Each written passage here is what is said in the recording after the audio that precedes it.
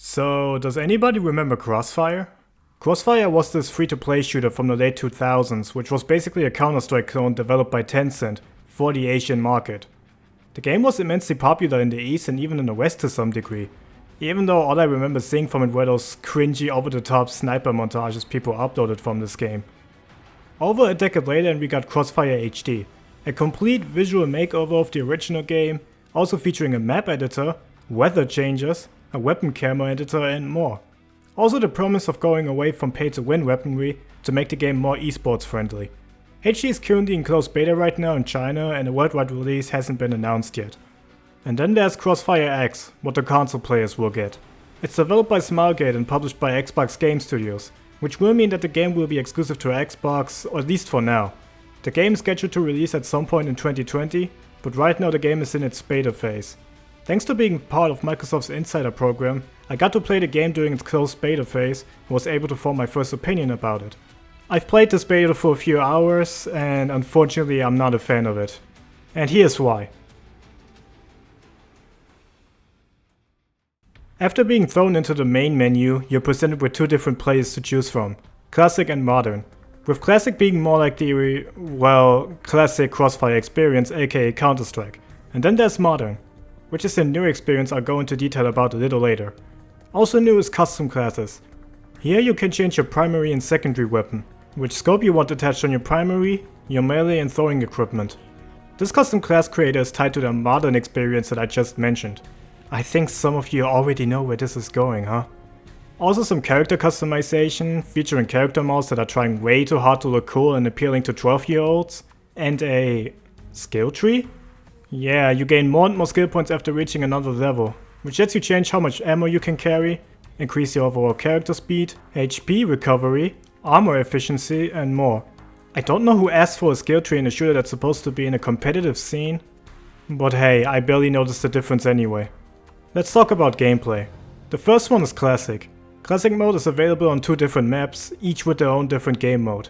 Black Widow is the most traditional experience out of the two. A 7 vs 7 search and destroy type game mode with only one life. You know how this works. One team has to eliminate everybody or plant a bomb and destroy a site. The other one has to defuse it when it comes to it. Pretty simple.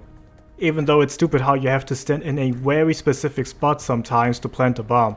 And the spot isn't really shown here.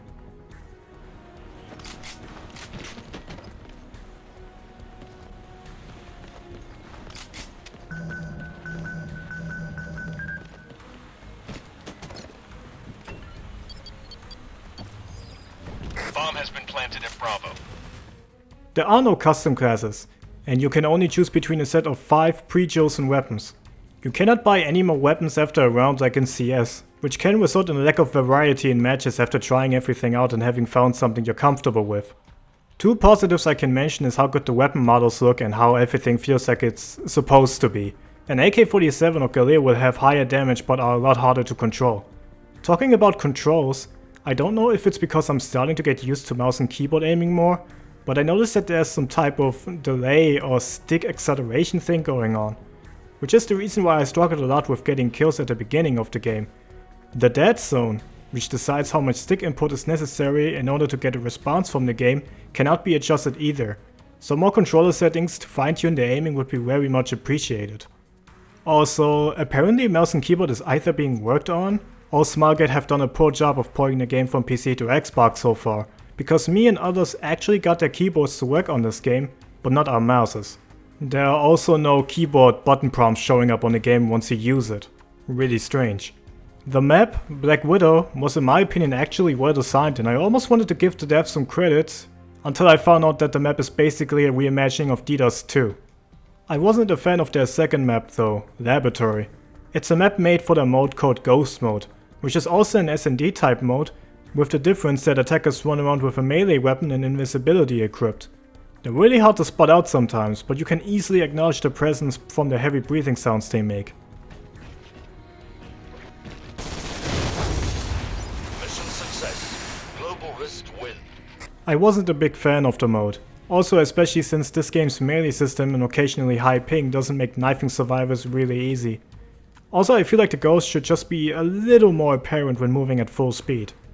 So yeah, that's all I have to say about Classic. What about Modern? Modern mode is basically a match of domination on the map GR Tower. The map looks good overall, but it's pretty small and you can easily snipe people from the other side of the map sometimes. Structure wise, Tower is very simple. It's just a straight line pretty much. Although I like this little set piece in the second half of the game with the ropes here.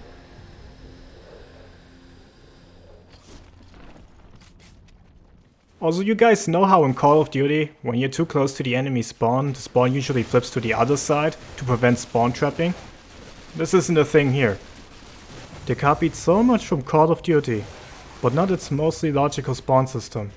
But what else did they copy then? As said in the beginning, the custom castles come into play here. One thing that's missing from it, however, are the perks.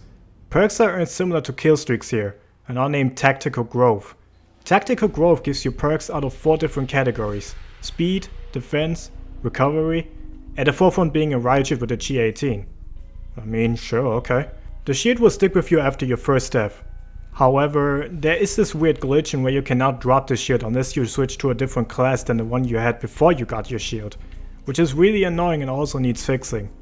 In terms of gameplay changes, you can now ADS and sprint. But I feel like Crossfire's base gameplay feels a little bit too clunky to translate well into a Call of Duty game. And yeah, that's all I really have to say. You keep capturing some flag points, potentially spawn trap the other team, and then the match ends. Not a lot happening here, which is why this game got boring so fast. I really don't see this succeeding in the Western market on console. I mean, yeah, we have no direct alternative to CSGO on console as of now. Especially since the actual console versions of CSGO came out 8 years ago and haven't even been updated since then. And I would argue that Siege differs too much from the others to be a real competitor at this point. There's also Warface Breakout, but that game had the audacity to have a price point next to no promotion with it. I mean, I didn't even know it was coming out until now. Microsoft probably saw a gap in the market that they wanted to fill in, but not like this. Not when you're trying to do everything, but not be great at anything. Maybe this game will find a niche later on. Or maybe it will be forgotten by Xbox players and will be drowned in a pool of other, more relevant competitive shooters available for more platforms out right now. I mean, we don't even have a release date. Oh, and did you know that a single player is being worked on for this game by Remedy Studios? That's like the second most exciting thing I'm looking forward to by them, next to them releasing Control and Game Pass. The next several months will surely be interesting.